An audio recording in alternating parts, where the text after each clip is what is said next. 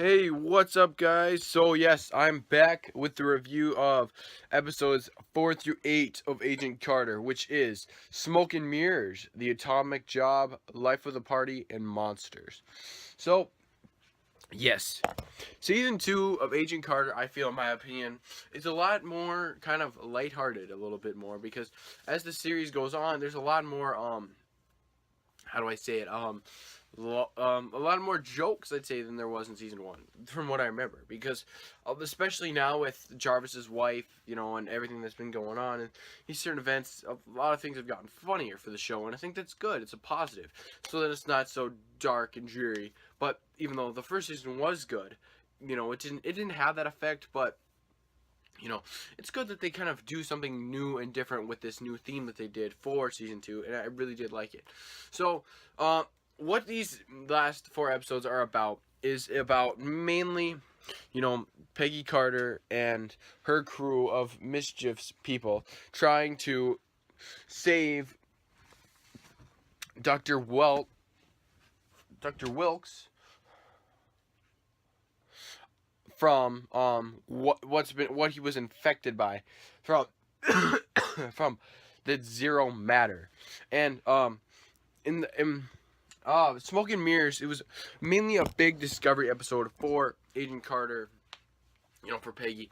She was discovering about who Whitney Frost was after she found out that she and Dr. Wilkes were involved in everything. She's been digging a little bit up more information, and that's what that episode was mainly about, was digging up information. I thought it was an okay episode. It was pretty good. I'd give it a 3. I'd give it a 4 out of 5 wings. It's just kind of a low episode. I don't really remember a whole much about it. That's kind of why I say that. But moving on to the Atomic Job.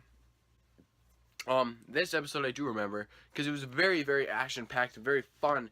It was very cool, I feel, in my opinion, because we have to see Agent Carter have to go and get what Whitney Frost has been after this whole time, and that is kind of she's trying to create some kind of weapon to take over the world, to destroy pretty much, and so she can rule the world and just be the head of everything, because she has these newfound powers from the zero matter that she's acquired. And as well, they've been trying, Agent Carter's team has been trying to get Dr. Welts back from whatever he's been lost in. And also, sorry guys, also we realized at the end of the episode that Agent Suzer still has feelings for Peggy, and that's why his fiancée that was supposed to be leaves him. And it was sad to see that kind of happen, but I didn't realize that did happen because when I recorded the episode, it got cut off, so I didn't get to see the ending. And I didn't see the ending of the whole thing, actually, so, sorry guys, but yeah, I thought it was a very interesting episode, and Peggy has to go in this episode and has to extract, these cores from the kind of the bombs, from the middle of these atomic bombs, and that's what Whitney Frost needs. It's these kind of these rods of some sort. I don't remember what they're called, but I know they're these rods that are in the atomic bombs that Iodine or Roxxon has, and they have to go and retrieve those bombs. And Suzer and Jarvis, Rose, Peggy, and that other doctor, they all go in there to go and defuse these bombs, and they can't get him defused because who knows why. Well, okay, so Jarvis gets separated from the group, and this is a really funny part of the episode, and he has to defuse the bomb, and as soon as he defuses the bomb and the doctor gets the door unlocked, he is just freaking out. He's having a heyday. I thought that was hilarious. That was really funny. I think Jarvis is really more funny in this season than he ever has been. There wasn't really much last season to be funny, but this season he's really funny. He's really having a heyday with it. James Darcy is. Sorry guys. And it's really fun to watch, and I really like seeing these actors be the characters and not just acting as the characters, but they're actually being the characters, and that's kind of cool. And it's a different direction from kind of where he was, last season, and I like that because it showed that he has an arc, kind of, because last season he was kind of serious and, just kind of, not really, he was kind of secretive and stuff because of him and Mr. Stark were creating a plan, blah, blah, blah.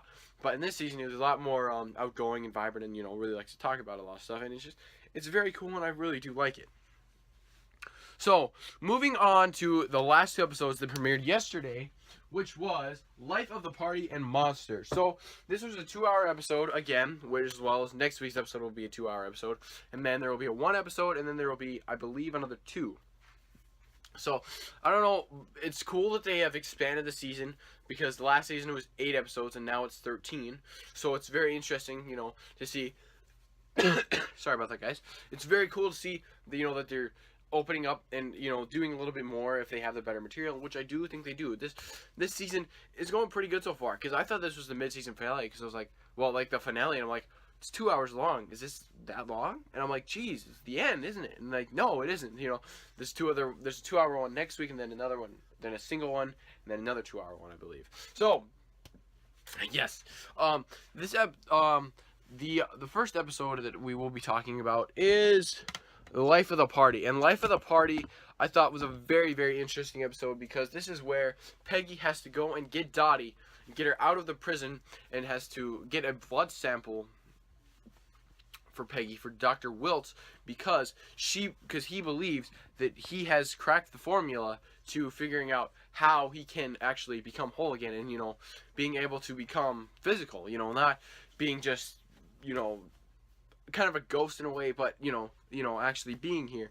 And I really did like both of these episodes, especially the Monsters one, because it really did show the relationship between Peggy and Dottie. It was very, very cool.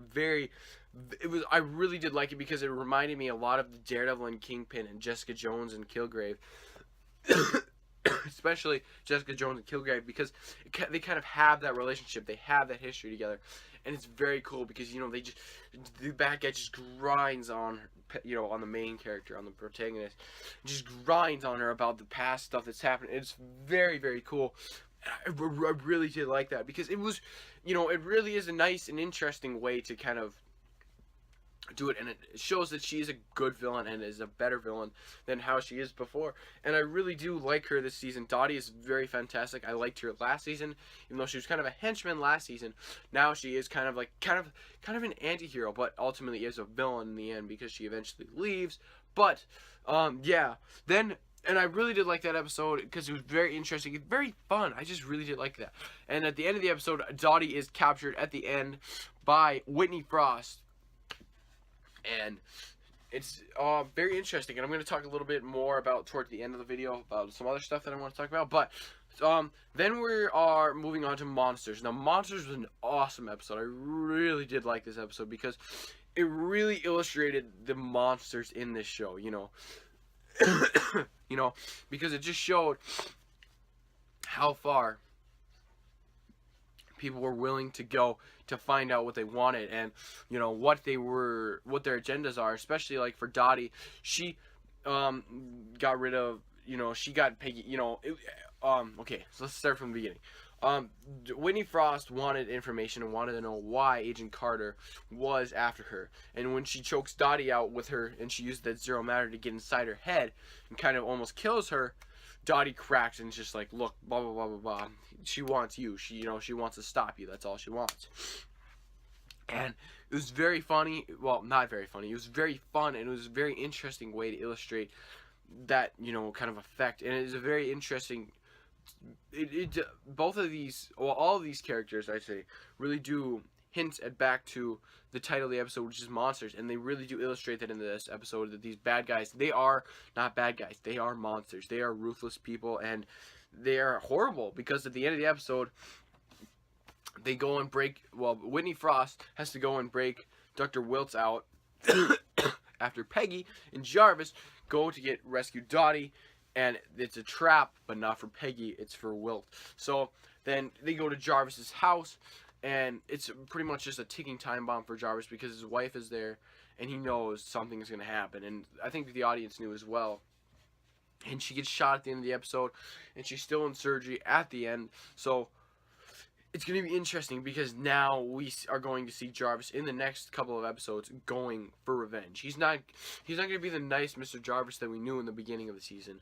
He is going to be, I think he's going to be ruthless. And I'm hoping he will be kind of in that sense, because it'll be very interesting to see kind of how his arc will change from the beginning of the season to the middle and then at the end, so it's going to be very interesting. And some theory speculations that I'm coming up with is that I think that this council that's going on is all related to Hydra. I think they are linked up to Hydra, or they are just substituting in the place of Hydra, because since they did Hydra last season, they don't really want to mess with it that much, so they're going to try and keep it just this separate entity that isn't related to Hydra at all. But I'm hoping it does link up in the end to be Hydra, because they were talking about how deep the council is in the SSR, so it is similar like Hydra, so maybe it could mold into Hydra, and they all form together and they become Hydra. So it'd be very interesting to see where this series is going to go at, in these next couple of episodes that it has, because I believe it's got 13 episodes, and I believe we're on 8, so we got about 5 more to go, and it's going to be interesting to see where the characters are going to go and how they're going to appear next. So that's about it, guys. I would definitely give these last couple of episodes a 4.5 out of 5 length. All of them deserve that. They all are very good episodes. Very, except for the first one, like I said, it deserves a 4 out of 5. But yeah, I really did like these episodes. They were very cool, very funny, and going to be an interesting turn for the rest of the season. But that's it, guys. I will see you guys later. J Wink, winking out.